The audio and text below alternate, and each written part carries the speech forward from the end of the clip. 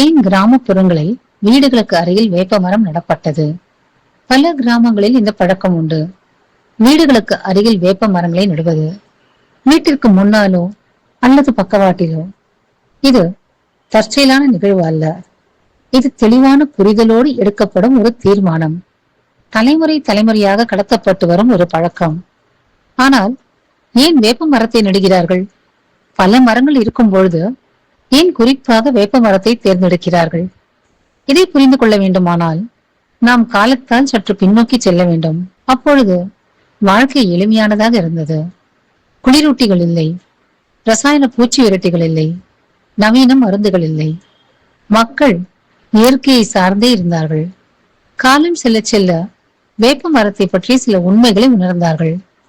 வேப்ப மரத்திற்கு இயற்கையிலேயே பல மருத்துவ குணங்கள் உள்ளது.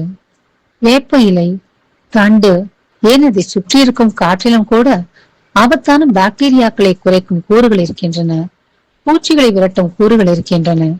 எனவே வீட்டின் அருகில் ஒரு வேப்ப மரத்தை நடுவது இயற்கையான முறையில் சுற்றுச்சூழலை சுகாதாரமாக வைத்திருக்க உதவுகிறது. குறைவான கொசுக்கள், குறைவான பூச்சிகள், நலமான சூழல். ஆனால் இது இந்த கதையின் ஒரு பகுதி மட்டுமே. இந்த வேப்ப மரத்திற்கு வேறொரு வேலையும் இருக்கிறது. இந்தியாவின் பல பகுதிகளிலும் வெப்பம் கடுமையாக இருக்கக்கூடும். நீண்ட கோடை காலம், அதிக வெப்பம், நிழல் இல்லாமல் வாழ்வது கடினமாக இருக்கும். வேப்ப மரம் அடர்ந்த குளுமையான நிழலை தருகிறது. இம்மாதிரியான நிழல்தான் மக்களை வரவேற்கிறது. சாவகாசமாக பேசவும் ஓய்வெடுக்கவும் இடமளிக்கிறது. இது இயல்பான சந்திப்பு மையமாக ஆகிவிடுகிறது. ஆனால் வேப்ப மரம் உடலுக்கு தரும் வசதியோடு நிற்பதில்லை. இது கிராமப்புறத்து மக்களின் தினசரி வாழ்வில் ஒரு அங்கமாக ஆகிவிட்டது. பல பழமையான கலாச்சார பழக்க வழக்கங்களில் வேப்ப மரத்திற்கு தனி இடம் உண்டு. அந்த தனி இடம் தனிமையான இடம் அல்ல, மனித வாழ்வில் பின்னி பிணைந்திருக்கும் ஒரு அங்கம்.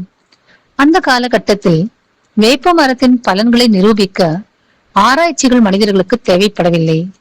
அவர்கள் கவனித்தார்கள், அனுபவித்தார்கள், புரிந்து கொண்டார்கள். தலைமுறை தலைமுறையாக இந்த அறிவு கடத்தப்பட்டது. ஆனால் இன்று நகரங்கள் வளரும் பொழுது வாழ்க்கை முறை மாறுகிறது. நாம் மெல்ல மெல்ல இந்த அற்புதமான பிணைப்பில் இருந்து விலகிச் சென்று கொண்டிருக்கிறோம். சில சமயங்களில் காலம் காலமாக நமக்கு கடத்தப்பட்ட அறிவை நாம் மறந்து விடுகிறோம். ஆனால் வேப்ப மரம் இன்னமும் இருக்கிறது, அதே பலன்களை அளித்துக் கொண்டு, எப்பொழுதும் போல். இப்பொழுது கேள்வி என்னவென்றால், நாம் சுற்றுச்சூழலை கவனித்துக் கொண்டுதான் இருக்கிறோமா? சில சமயங்களில் பழமையான பழக்கங்கள் என்று நாம் புறம் தள்ளுவது ஆழ்ந்த உண்மைகளை. நாம் நவீனமானது என்று கூறுவது எல்லா முறையும் சிறந்தது என்று கூற முடியாது. நாம் மரங்களை திரும்பவும் கவனிக்கும் நேரம் வந்தாகிவிட்டது. நம் கடந்த காலமாக அல்ல, நம் வருங்காலமாக, நம் வருங்கால சந்ததியினரின் வாழ்வின் அங்கமாக. ஏனென்றால் வேப்ப மரம் எப்பொழுதும் நமக்கு நல்ல தீர்வுகளை தந்து கொண்டே இருக்கிறது.